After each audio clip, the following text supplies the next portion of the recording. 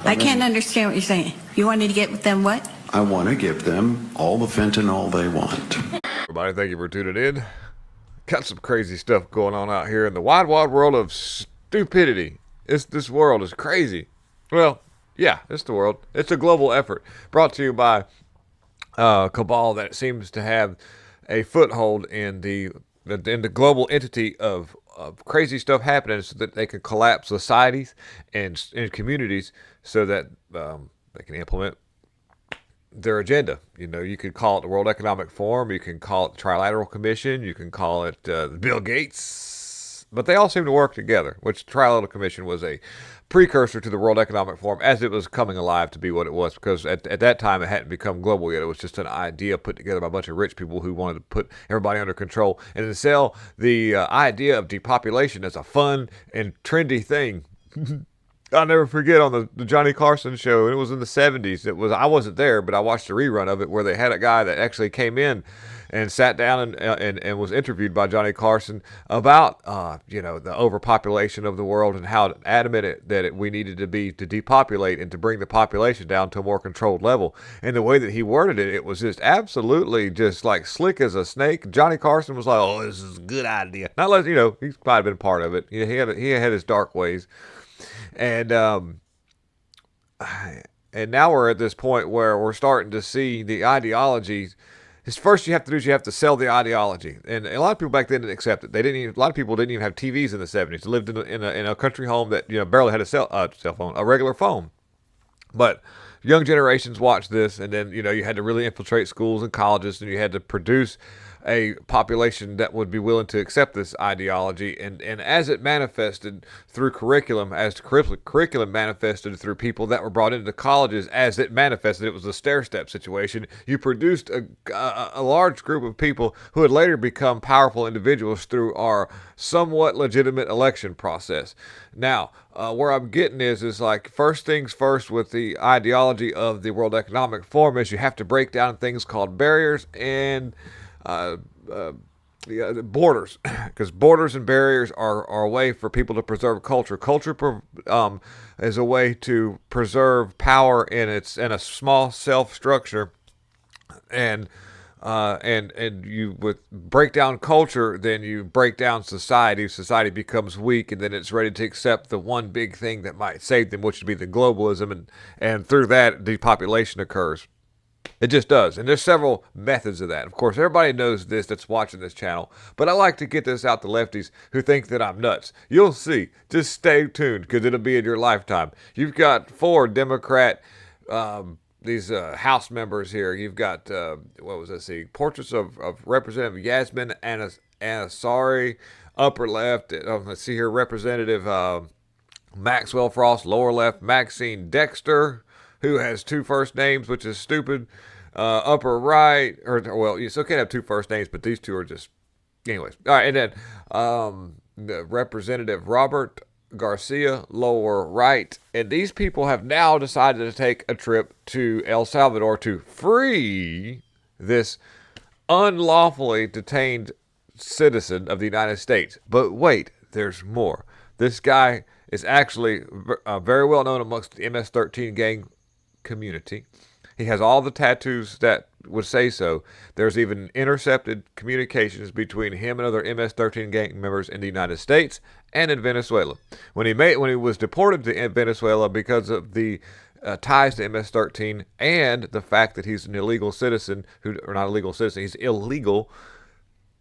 He's not legally supposed to be here. He is a legal citizen of the El Salvador country. The Salvadorian president Bukele says so.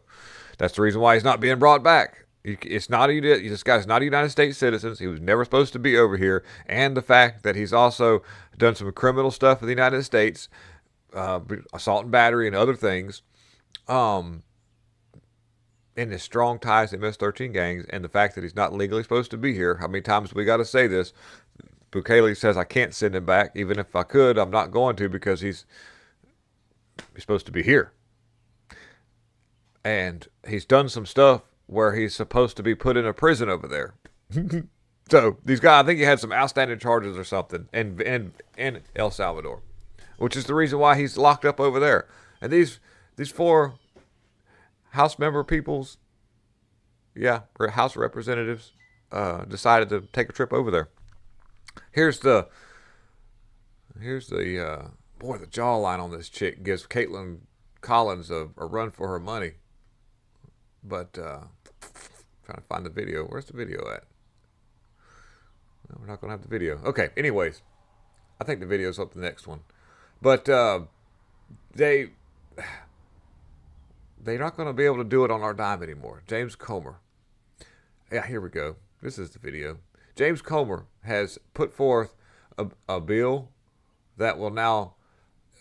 James Comer, bold move, throws Democrat lawmakers' political stunt to visit the wife beater and MS-13 gang member Albrego Garcia in El Salvador into chaos. And what it does is he's going to say, look, you want to go over there and do all this stuff?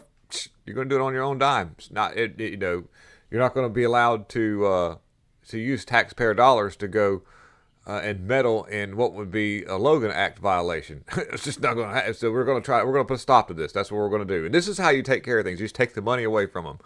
These people are pretty much just using this for a free trip to go hang out in Venezuela. And I have a funny thing. If I were United States people and had the ability, I don't know what their abilities are, but if you go and visit this dude, you're meddling in federal United States executive branch type stuff, which violates the Logan Act, which means makes you a foreign threat as well. You need to stay over there. You need to be arrested and stay over there. But here, look at this jawline. Caitlin Collins watches this video and gets so jealous that she throws her kombucha enema drink against the wall. Congresswoman Maxine Dexter here, coming to you from El Salvador. I flew here last night with 3 of my colleagues to demand that Kilmar Albrego Garcia be released.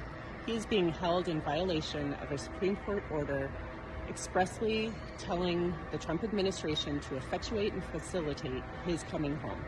That is being ignored. This is not just a threat to all people in the United States who could be illegally abducted, detained, and transported internationally against their will, but it is a fact that our president does not recognize the branches of government and the balances of power. This is what we all have been calling a constitutional crisis, yet it is more severe than anything we've seen. We cannot stay silent. We must stay loud. I am here because I refuse to wait for something to happen. We are here to release Kilmar Albrego Garcia. It's funny. His name is Kilmar. And by the way, this is going to be the new military.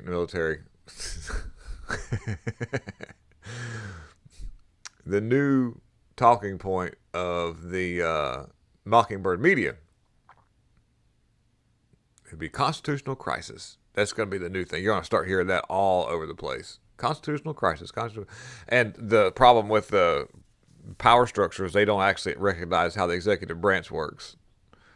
And we've got a serious issue with our Supreme Court. We've never seen before. We knew this was going to happen anyways, but we've seen who was being seated in there. But it's funny how they can just can't wait another minute to release Kilmar Garcia. 9 Americans held hostage in Venezuela, which is there's this like thing with Venezuela and El Salvador. It's always a thing. Right now, El Salvador is accusing Venezuela of doing some kind of thing with elections.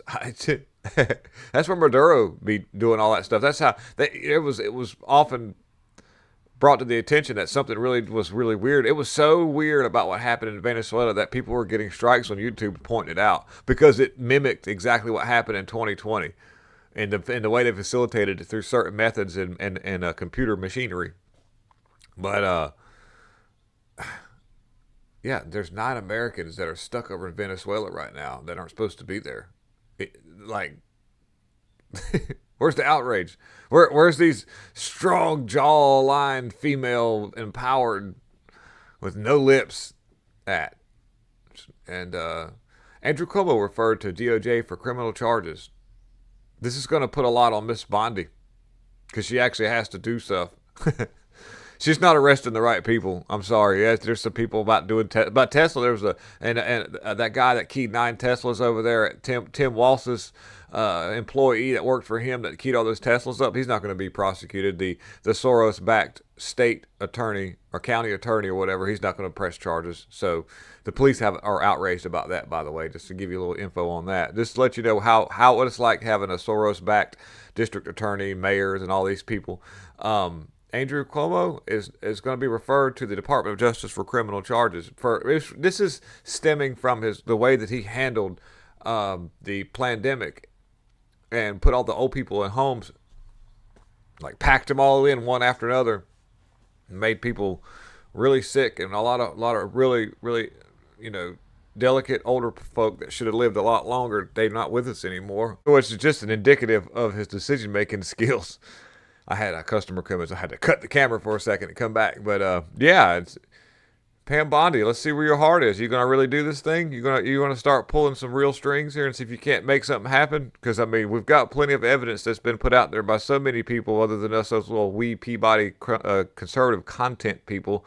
I'm no Benny Johnson, but I've covered a lot of this stuff. I don't know, but there's a lot more to be had when it comes to who mishandled pandemics, especially when it comes to the money laundering that took place. That is the most epic, epicity. I can't say that right. But Pam Bondi seems to be sleeping on the job when it comes to really making the high-profile arrests necessary. And then again, these judges nowadays they're gonna really, really make it hard to convict. God forbid you actually file real charges on somebody, and then you take them to court to do this thing. They get a picked jury and then activist judges who are willing to throw law and order out the window just to keep the ball rolling on the globalist agenda, which is what we're seeing in real time. That would probably there's probably a lot more to be said about what's happening. And it's sad what was got to be said. I just, that does concern me. Like Pam Bondi won't say it, but maybe she just knows that, well, if I bring the high profile arrest, the activist judges get quote unquote randomly picked. And then the court case goes out the window. And now we have civil lawsuits and all this stuff and sanctions, and then the media gets to say all this stuff. So we've really got to do something about these activist judges. I'm not saying because I'm unfavorable of their ruling. I'm saying because it's obviously relevant that we have activist judges who are misrepresenting the actual rule of law and on both spectrums when it comes to trying to come after people and when it comes time to make the right decision. This is a pandemic in our country just as bad, if not worse, than anything that Fauci could come up with. Of course, it makes you wonder whenever you squirt stuff in somebody's body that actually changes their genetic makeup. Does it modify the way their brain works to where they can't make the right decisions? Are these activist judges being engineered by having these things squirted in their body for certain reasons unknown? Is that a thing? Could that be a thing? I often wonder about that. Anyways, I'll move on to something else. Speaking about squirting stuff in your body, this epic video over here of this, let's see, mayor, this here, SoCal mayor, he wants to eliminate homelessness by giving them all the fentanyl they want. Mayor R. Rex Paris, a Republican, has sparked controversy by suggesting that the solution to the city's homeless crisis is just give them all the fentanyl they want. It'll sort of even itself out. And I actually support this. It may sound cold-blooded like Rick James says, but I'm telling you guys, it would bring a lot of attention to the situation, and natural selection gets to finally run its rampant course amongst life. Here we go. Check that out. Here we go. It sounds like you want to kind of enclose all these homeless people in one territory. And what I want to do is give them free fentanyl. I mean, that's what I want to do. Do what? I want to give them free fentanyl. I can't understand what you're saying. You wanted to get them what? I want to give them all the fentanyl they want. That's what I want. I don't regret saying. People laughing in the back are like, yeah. And I'm happy that we're focusing the attention on an aspect of this problem that nobody seems to want to look at. These people are killing our citizens. Not a lot of them, but some of them. They have no respect for law and order. He's talking about Democrats. Anyways, guys, thanks for hanging out, and I'll see you guys soon. Have a good one, and like I say, peace out. Good weeks.